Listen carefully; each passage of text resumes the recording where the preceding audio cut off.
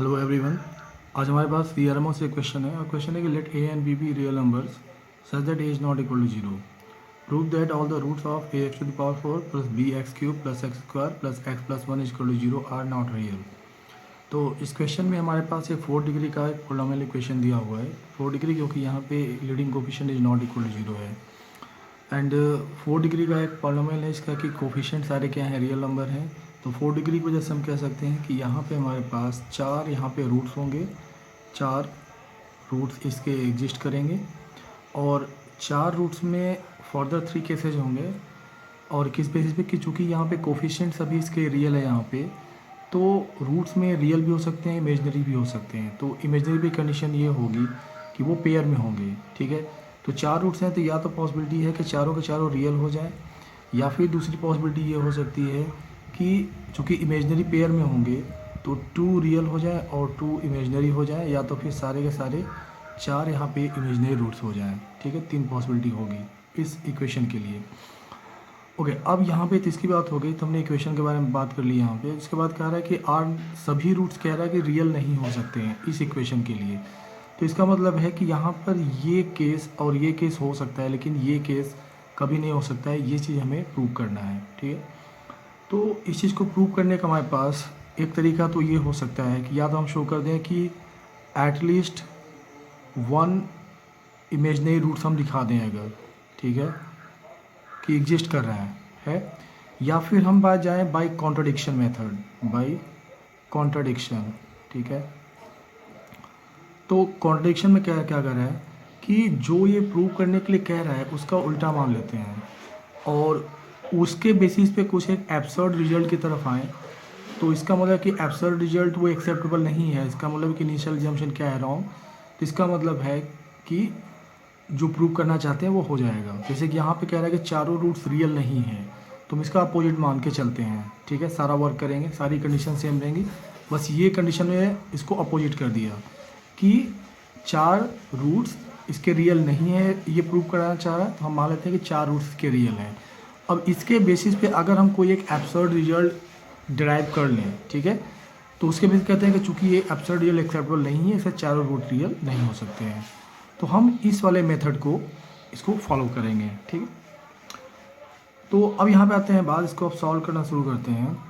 तो यहाँ पे देखिए कि कोफिशिएंट्स हैं और रूट्स हैं यहाँ पे। तो कोफिशिएंट्स एंड रूट्स, तो कोफिशिएंट एंड रूट्स को रिलेट करने वाला कोई फार्मूला, कोई तरीका आपको याद आ रहा है? तो ये आपको याद आना चाहिए कि वियताज फार्मूला, ठीक है। ये कोफिशिएंट्स और उनके रूट्स को किसी भी पॉलिनोमियल इक्वेशन के रूट्स और उनके कोफिशिएंट को रिलेट करता है, ठीक है। जैसे कि मान लेते हैं कि अगर इसके रूट्स हम मान लेते हैं, अगर अल्फ़ा, बीटा, गामा और डेल्टा अगर इसके रूट्स हैं, ठीक है, तो हम बाय कॉन्ट्रडिक्शन चल रहे हैं, मान के चल रहे हैं कि चारों रूट्स के रियल हैं, ठीक है। तो ये this is belongs to R, ठीक है। तो वियताज फार्मूला से क्या आ जाएगा कि पहला चीज़ हो जाएगा कि सम ऑफ रूट्स, यानी कि alpha plus beta plus gamma plus delta, this equal to क्या हो जाएगा, minus of coefficient of x cube और लीडिंग कोफिशिएंट, तो that is minus b over a, पहला पार्ट हो जाएगा। उसके बाद सेकेंड रूट और कोफिशिएंट का रिलेशन हो जाएगा 2 रूट्स के प्रोडक्ट का सम, यानी कि alpha beta, alpha gamma, alpha delta, beta gamma, beta delta and gamma delta, इन सभी का समीशन ये शो कर रहा है यहाँ पे। ये क्या हो जाएगा, एक्स स्क्वायर का coefficient over leading coefficient, that is 1/a। फिर नेक्स्ट 3 के प्रोडक्ट का sum alpha beta gamma, negative of x का coefficient over leading coefficient, that is 1/a। And last में alpha beta gamma delta, that is equal to क्या हो जाएगा, constant term over ए, तो ये हो गया 1/a। तो ये कह सकते हैं कि हमारे पास ये रिलेशन आ गया, ठीक है। अब चूँकि हमें एक एब्सर्ड रिजल्ट हमको लाना है, क्योंकि हमने कॉन्ट्रडिक्शन के लिए सारे रूट्स को हमने रियल यहाँ पे मान लिया है। तो अब इसमें यहाँ से कुछ ऐसा कुछ अभी नहीं दिख रहा है, जैसे कि हम इसको सम कर सकते हैं कि 2 रूट्स के सम जितने हमारे प्रोडक्ट का सम और 3 रूट्स के प्रोडक्ट का सम 0 हो रहा है, या इनका करके 0 कर सकते हैं, ठीक है। लेकिन यहाँ से कुछ बात बन नहीं रही है, ठीक है।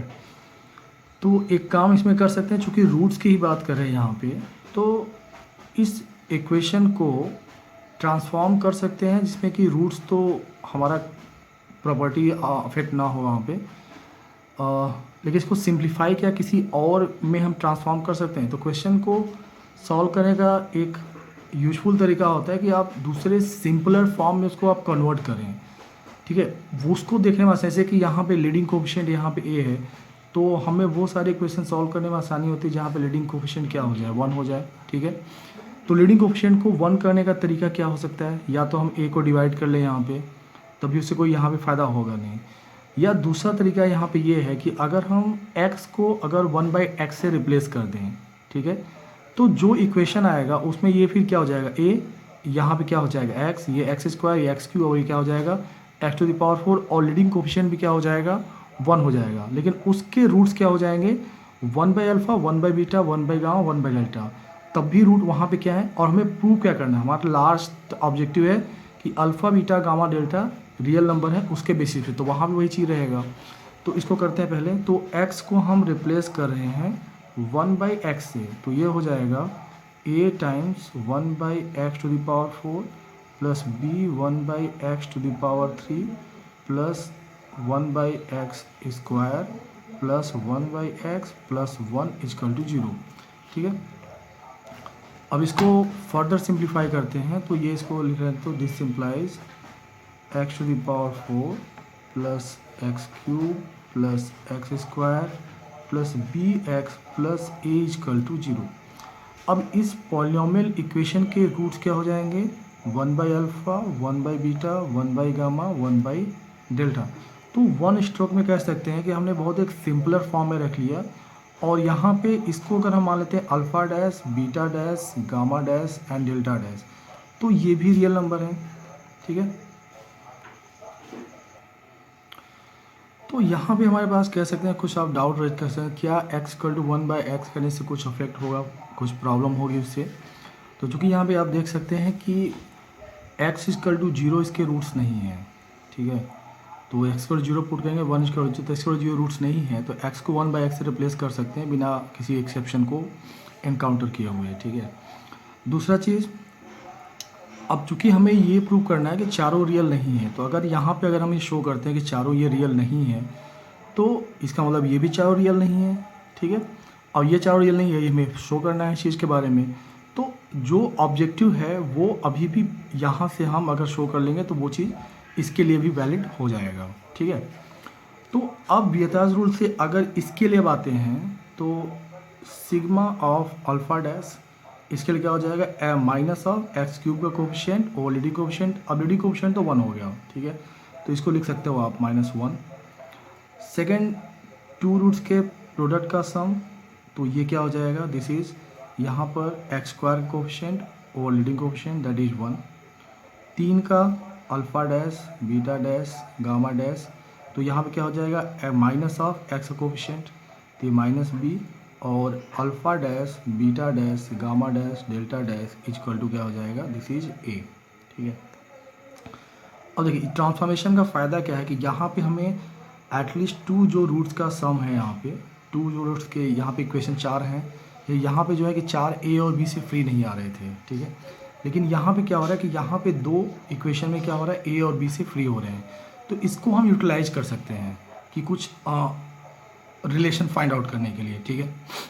तो इसके लिए क्या कर सकते हैं कि ये आपको सिंपल जो पहले देखते हैं, तो जैसे कि a प्लस बी प्लस सी का क्यूब का रिलेशन हमें याद है, that is a² plus b² plus c² plus 2ab plus 2bc plus 2ca, ठीक है। ये फॉर्मूला तो हमें मालूम है। तो अब यहाँ पर इसी चीज़ को हमें 4 वेरिएबल के लिए लिखते हैं यहाँ पे, तो क्या हो जाएगा सिग्मा, अगर अल्फ़ा डैश बीटा डैश लिखते हैं तो ये हो जाएगा सिग्मा अल्फ़ा डैश का, सॉरी ये स्क्वायर रहेगा यहाँ पे, तो ये स्क्वायर = कितना हो जाएगा, इनके स्क्वायर का सम, तो ये हो जाएगा सिग्मा ऑफ अल्फ़ा डैश इसका स्क्वायर, ठीक है। तो alpha dash square plus beta dash square and so on, plus यहाँ पे दो के प्रोडक्ट का सम हो रहा है, यानी कि 2 times of sigma alpha dash and this is beta dash. अब हमें ये भी मालूम है और ये भी मालूम है, ठीक है, ओके। अब यहाँ देखिए कि इसकी वैल्यू अगर पुट करते हैं तो कितना हो जाएगा, this is -1 square is equal to sigma of alpha dash square plus 2 times of alpha dash beta. इसकी वैल्यू कितनी है 1। अब यहाँ से इसको निकालेंगे तो ये हो जाएगा sigma of alpha dash square is equal to 1 minus 2 is equal to -1। ठीक है। अब चूंकि alpha dash beta dash gamma dash सभी रियल नंबर है तो इसके स्क्वायर का सम भी क्या होगा नॉन नेगेटिव। तो sigma alpha dash square is greater than और इक्वल टू 0 होना चाहिए। This implies -1 is greater than और इक्वल टू 0। तो this is the absurd result. ठीक है, दिस इज नेवर ट्रू। तो इसका मतलब है कि हमारा जो alpha dash beta dash gamma delta dash इनको हम रियल माना था, ये चारों रियल नहीं हो सकते हैं। अब ये चारों अगर रियल नहीं है तो इसका मतलब है कि अल्फ़ा बीटा गामा डेल्टा भी चारों रियल नहीं है। तो यहाँ से हमारा जो कॉन्ट्रडिक्शन हमने स्टार्ट किया था, जो पहले कहा था कि एब्सर्ड रिजल्ट, तो हमने चारों को रियल माना और उस पर हमें जो है एब्सर्ड रिजल्ट फाइंड आउट कर रहे हैं, कंसिस्टेंसी नहीं आ रही है। इसका मतलब कि initial assumption of all roots are real is wrong. तो अगर चारों रूट रियल नहीं है इसका मतलब है कि जो ये कहना चाह रहे हैं वो हमने प्रूव कर दिया। तो यहाँ पे ये सोल्यूशन यहाँ पे इसका कंप्लीट होता है। ठीक है, ओके। चूँकि ये सोल्यूशन कंप्लीट हो गया तो इसको एक थोड़ा और दूसरे एंगल देखते हैं, कैलकुलस के नज़रिए से इसको सॉल्व करने के देखते हैं यहाँ पे। अब चूँकि हमने यहाँ पर ये वाला इक्वेशन हमने क्वेश्चन को सॉल्व करने के लिए ये भी इक्वेशन इक्विवेलेंट है। इसके पे अगर हमने शो कर जैसे कि 4 नहीं रियल है तो ओरिजिनल भी हो जाएगा। तो हम इसको अगर यहाँ पे कैलकुलस की मदद से कुछ यहाँ पे अगर शो कर पाएँ कि इसके चारों रूट रियल नहीं हैं, ठीक है, तो यहाँ पे कुछ बात बन सकती है। तो कैलकुलस का भी एक नज़रिया देखते हैं। तो इस क्वेश्चन को हम कैलकुलस की मदद से सॉल्व करेंगे। तो यहाँ हमने पी ऑफ एक्स को, जो हमने इक्वेशन को ट्रांसफॉर्म किया था और उसको लिख लिया हमने p of x equal to x to power 4 plus x to power 3 plus x square plus B x plus a. और यहाँ पे ए बी क्या है real number and a is not equal to 0। तो इस एक्सप्रेशन को analyse करते हैं, इसका first derivative and second derivative निकालते हैं। तो p dash of x equal to 4x to power 3 plus 3x square plus 2x plus B and P double dash of x equal to हो गया this is 12x square plus 6x plus 2। Okay, अब यहाँ पे देखिए कि P of x का double derivative जो है वो ए और बी से फ्री हो गया। तो इसको हम एक कांस्टेंट जो भी इसका नेचर, इसको हम इसके बारे में कह सकते हैं। जैसे यहाँ पे बी है तो ये फिक्स तो नहीं होगा लेकिन थोड़ा बहुत होगा, इसको समझ सकते हैं क्योंकि यहाँ बी कांस्टेंट है। तो इसका जो ग्राफ होगा इस 3 टर्म को मिला करके ये ग्राफ ऊपर नीचे शिफ्ट कर सकते हैं। यहाँ बी और एक्स यहाँ पे वेरिएबल पार्ट में भी एक है, तो उससे ज़्यादा एनालाइजेबल ये है और उससे ज़्यादा एनालाइजेबल ये है। इसका नेचर तो एकदम फिक्स रहेगा, ग्राफ जो भी होगा इसका फिक्स है। तो इसके अगर क्वाड्रेटिक एक्सप्रेशन है, इसके डिस्क्रिमिनेंट की अगर बात करते हैं तो ये हो जाएगा 6 square minus 4 into 12 into 2 that is less than 0। तो इसका discriminant less than 0, leading coefficient positive है। इसका मतलब है कि ये ऑलवेज क्या होगा, दिस इज पॉजिटिव। तो P double dash of X is always greater than 0 for every X belongs to R. यहाँ तक ठीक है। तो डबल डेरिवेटिव ऑलवेज पॉजिटिव है, इसका मतलब है कि पी डैश ऑफ एक्स क्या हुआ, ऑलवेज इंक्रीजिंग हुआ। और पी ऑफ एक्स क्या हुआ, पी ऑफ एक्स का ग्राफ क्या होगा, कॉनकेव अप होगा। ठीक है, पॉजिटिव मतलब कॉनकेव अप, अगर नेगेटिव ऑलवेज होता तो कॉनकेव डाउन। तो ये क्या हो गया आपका P double dash of x greater than 0 की वजह से। ठीक है, तो अब ये 4 डिग्री का है तो ये माइनस इन्फिनिटी पे भी एक्स माइनस इन्फिनिटी पे भी क्या होगा प्लस इन्फिनिटी देगा और प्लस इन्फिनिटी पे भी प्लस इन्फिनिटी देगा। तो इसका जो ग्राफ होगा पी ऑफ एक्स का एक पैराबोलिक शेप में ही रहेगा। ठीक है, तो ये ग्राफ इस तरह का ही रहेगा। ठीक है, अब इस ग्राफ में कह सकते हैं कि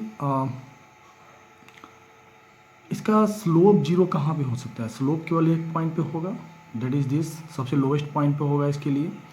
और अब ग्राफ के बारे में ये कह सकते हैं कि ये एक्स एक्सिस से मीट करने का इसके 3 तरीके हो सकते हैं।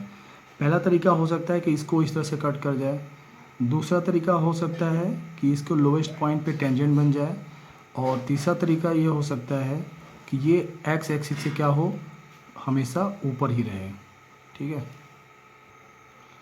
अब इसके एक एक केस को हम एनालाइज करते हैं यहाँ पे कि अब यहाँ पे एक्स एक्सिस और ग्राफ जो है एग्जैक्टली दो पॉइंट पे, डिस्टिंक्ट पॉइंट पे मीट कर रहे हैं। ठीक है, तो इसका मतलब है कि P ऑफ x को हम x माइनस अल्फ़ा एक फैक्टर होगा और x माइनस बीटा फैक्टर होगा एक। ठीक है, और इससे ज़्यादा और कोई दूसरा डिस्टिंक्ट फैक्टर नहीं होगा यहाँ पे। तो अब चूँकि चार यहाँ पे हमने कहा रियल रूट्स है यहाँ पे, तो यहाँ पे रिपीटिशन हो सकता है, या तो कुछ इस तरह का हो जाए कि दोनों स्क्वायर हो जाए, या फिर क्या हो जाए एक फैक्टर 3 टाइम्स आ जाए और दूसरा क्या हो जाए एक ही बार रहे। ठीक है, तो यही दो पॉसिबिलिटी हो सकती हैं इसके लिए। ठीक है, तो अगर यहाँ पर P ऑफ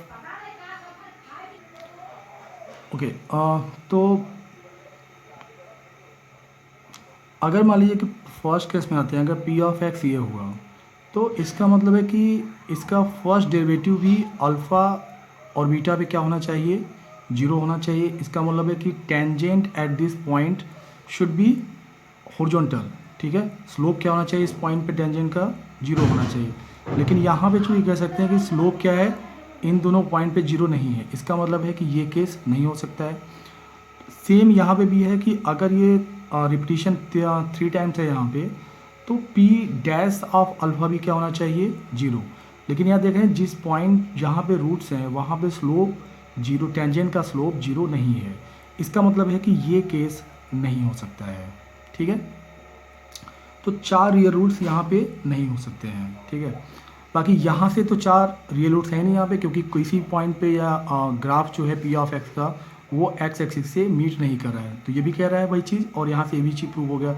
अब केस बचा हमारे पास ये वाला, जब कि ग्राफ x एक्सिस को टच कर रहा है, यानी कि x एक्सिस क्या है, इस P ऑफ x ग्राफ के लिए टेंजेंट हो रहा है। ठीक है, तो अब इस केस के लिए हमारे पास पॉसिबिलिटी क्या बन रहा है अब कि P ऑफ x में केवल एक ही डिस्टिंक्ट फैक्टर होगा, x माइनस अल्फ़ा।